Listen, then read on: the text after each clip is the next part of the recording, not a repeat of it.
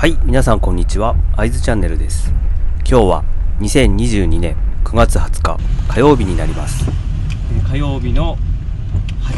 朝の8時ちょっと過ぎぐらいなんですけども、今日はね、台風14号が、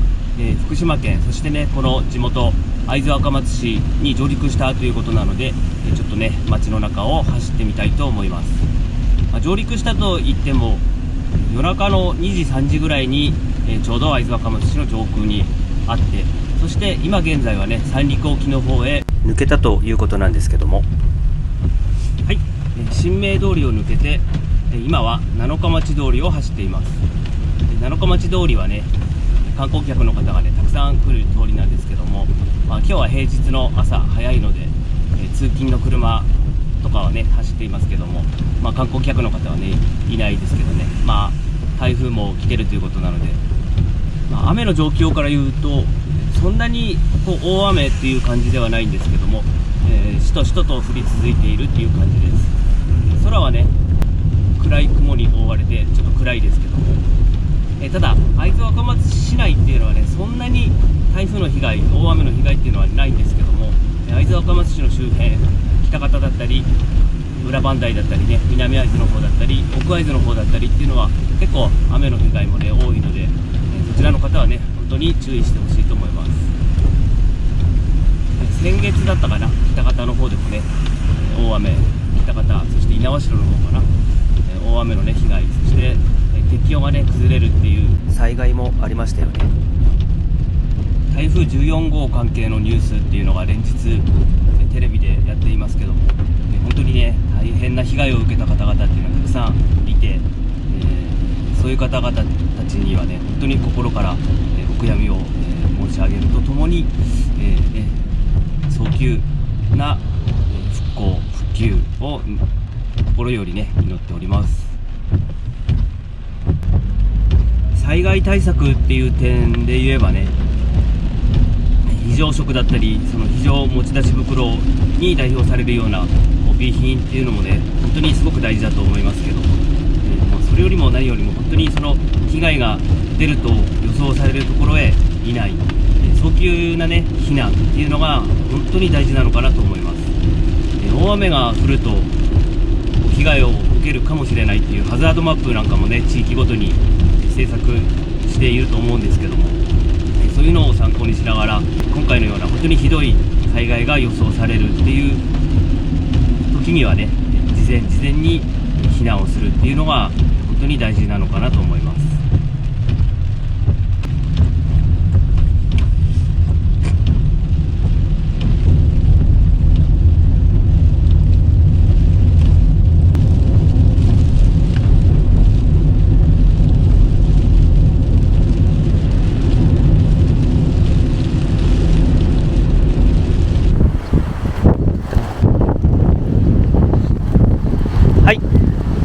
会津若松市の西側にある阿賀川というところへ来てみました。この阿賀川っていうのはね一級河川でかなり大きな川なんですけども、その川の様子を見てみたいと思います。今はこんな感じです。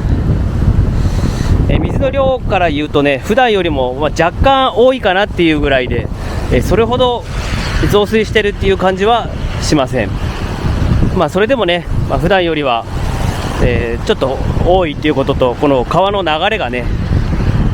かなり速くなっているということでやっぱり、危ないんでね、台風大雨の日っていうのは、川へはね近づかないのが一番いいと思います。僕は今この蟹川橋っていう橋の上を歩いているんで、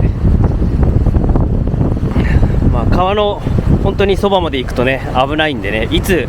急な増水があるかわからないんで、本当に川の方へは近づかないでください。田んぼもそうですよね。よくね大雨台風になると田んぼの様子を見に行った、農家の方がね流されたなんていうニュースもやってるんで、本当に自分が管理している田んぼの様子がね気になるっていうのはわかるんですけども、そこで流されて命をなくしてしまっては元も子もないので、農家さんのね事情もあるとは思いますが、その辺も、ちょっとね、安全対策を考えてやってほしいと思います。雨はねそんなに降ってはいないんですけども、今風がやっぱり強いです。台風がね会津若松市をも抜けたといってもまだ台風のその範囲の中に入っているようで、風が結構強いです。そして今傘を差してきたんですけども、よくテレビで見るように傘が裏返しになって壊れてしまいました。なので今は傘を差していない状態で撮っています。はい、川の流れ見えますかね。こんなような状況です。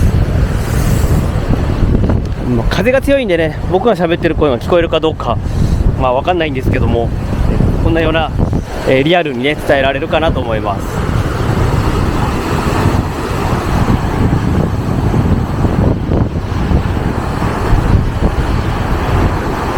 以前の、大雨増水で流されただと思うんですけども、大きな木が橋の下に流されています。そして橋桁にも、木がね、乗っていますね。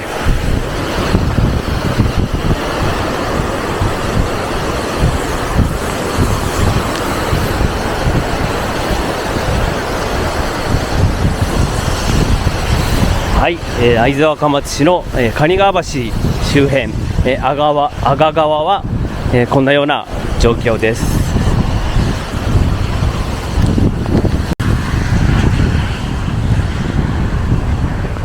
はい、ちょっと寄ってみました。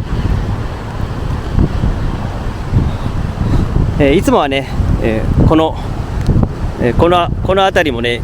こう石が見えて歩ったりできるんですけども、今日は、もうここまでね水が増水しています。上流にあるダムでこの水の流れっていうのはねある程度管理しているはずなので、まだねそれほど増水している感じはしないです。ただ台風がね去った後、大雨が去った後でもその上流のダムのねこう放水量の調整ということで、晴れていてもね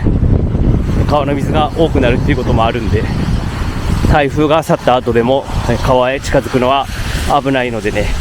その辺も注意してもらいたいと思います。はい、今ね会津若松市の西側を流れる阿賀川の様子を、お伝えしましたけども、撮影している途中に突風が吹いて、傘を差していたんですけども、その傘が見事にバッと裏返しになってしまいました。よくねドラマとか漫画とかで見るようなあんな感じで一瞬でブワッとね裏返しになって壊れてしまいました。古くてボロくて安い傘だったんで、そろそろね寿命だったのかなと思います。500円分は稼いでくれたんで、よしとしましょう。そういったようにね台風だとね本当に突風と、あとはその風によってね何か枝とかこう屋根のトタンとかがね飛ばされて、当たったなんていう被害もねニュースで見たりするんですけども、本当に何があるかわからないのでね、なるべく、不要不急の外出は控えるっていうことがね大事なのかなと思います。災害っていうのはその災害が起こる場所に人がいるということで、起こるっていうことなんでね、本当に避難っていうのが大事かなと。そしてその避難する場所っていうのもね、災害が起こりそうな場所ではなくて、本当にこう安全を確保できる場所、少々ね離れていても、体育館、学校のね体育館だったり、公民館だったり、そして高台にあるところだったりっていうことで、常日頃、普段からねそういうところをこうチェックしておくっていうのも大事なのかなと思います。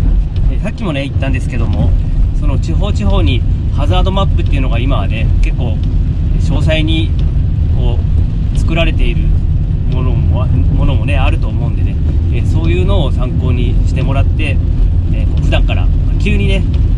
台風だ、避難だって言ってもどこに避難していいかわからないんでね、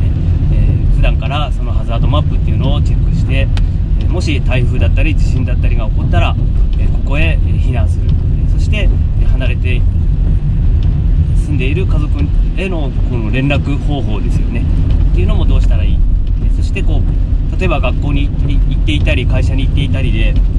家族みんながねこうバラバラな状態になった時にどうすればいいかっていうのも普段から話し合っておくといいのかなと思います。どうしても自然災害っていうのは本当に予測できない時に起こるっていうのが自然災害だと思うんでね、その災害が起こった時に話すんじゃなくて、災害が起こる前、常日頃から、そういう家族間のね相談っていうのもしておいて損はないのかなと思います。そんなこと言ってる自分もね、そんなに普段から喋っているわけではないので、本当にねこういうのをきっかけにして、みんなね集まった時に喋りたいなと思います。皆さんどうでしょう？普段から喋ってますかね、家族間で。なかなか、普段はねそういった被害が起こるなんていうのは身近じゃないので、なかなか普段から喋るっていうのもないと思うんでね、この動画を見て何かのねきっかけになれば嬉しいなと思います。そういう自分もね、みんなで話し合いたいと思います。最近ね、車中泊の、動画をね YouTube でよく見るんですけども、その車中泊をしている方でね、ポータブル電源っていうのを使っているっていう方をねよく見るんですけども、そのポータブル電源って昔の発電機、ちっちゃい発電機みたいなエンジンでねかけるやつみたいな感じで、もうちょっとコンパクトで、そこに電源を取れるっていうものらしいんですけども、僕はね使ったことがないんですけど、あれすごくいいなって思うんですよね。例えば、停電だったりした時にそのポータブル電源があれば、スマホの充電って本当にものすごくね現代人には重要なことだと思うんで、スマホをね充電したり、あとは本当にその充電しながら使う機会っていうのは、最近増えてるんで、ポータブル電源一つあればある程度はね助かるかなっていう風にねすごく感じます。なのでちょっと、調べてみようかなっていう最近思っています。皆さん、今回のような台風とかね、あとは以前のような地震があった時なんか、その災害情報っていうのはどこで手に入れていますでしょうか？僕なんかねテレビラジオでそういった情報を見たり聞いたりしてるんですけども、テレビとかねラジオだと本当に細かいところまで自分が欲しい情報っていうのはなかなか詳細まではね、ないので、ざっくりね、例えば会津地方だったら会津地方、中通り地方、浜通り地方っていうところでの情報っていうのは流れてくるんですけども、例えば会津若松市だったら芦ノ牧の方はどうだ、東山の方はどうだ、北会津の方はどうだっていう、そのピンポイントでの情報っていうのはなかなか手に入らないので、そういう時どうしたらいいかっていうと、最近ではツイッターを利用してそういう情報を入手するようにしています。先日の大雨の時も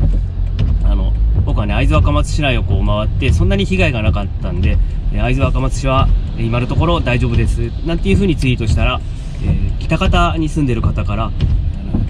おいおい北方はすごい増水して橋も流されてすごい被害だぞっていう風に、リプをねもらったりしたんで、会津若松市内にいると、そういったね北方市のどこどこっていうピンポイントまでの情報っていうのはなかなか入ってこないんで、ツイッターだとね本当にそこに住んでる方が、そこの災害の状況をツイートしてくれるので、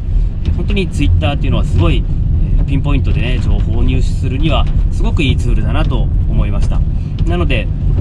自分のね例えば親戚だったり、友達だったりっていうのがね住んでいるところの、ピンポイントの情報を欲しいっていう場合は、ツイッターでどこどこ、何々市のどこ何々町何々村っていう風に、検索すると、そこでねそこに住んでいる方が、もしかしたらその状況をツイートしてくれているかもしれないので、本当に知りたい情報っていうのはツイッターとかねそういう SNS で入手するっていうのも一つの手なのかなと思います。はい、今鶴ヶ城の中を走っています。人がいないですよね。当たり前ですけどね、わざわざ台風の日に来る方もいないと思うんで、この辺りはそんなにというかね、被害という被害は、今のところ、感じられません。鶴ヶ城のお堀の水はちょっと動いていますけども、溢れるまではなっていないですね。はい、今回は2022年9月20日、台風14号会津若松市内の様子ということでお送りしました。自然災害っていうのはいつどこで起こるかわからないので、常日頃からの対策っていうのが重要かと思います。家族間の連絡、そして避難場所の確認っていうのをね、頭の中に入っていると被害もね最小限に抑えれると思うので、皆さんね、普段からちょっとでもね頭の中でその自然災害に対する対策っていうのを少しでも考えてもらえるといいのかなと思います。会津若松市内はね、現在のところそれほど被害というか大雨による何かねこう大変なようなことっていうのは見当たらないので、引き続き皆さんね気をつけていただきたいと思います。そして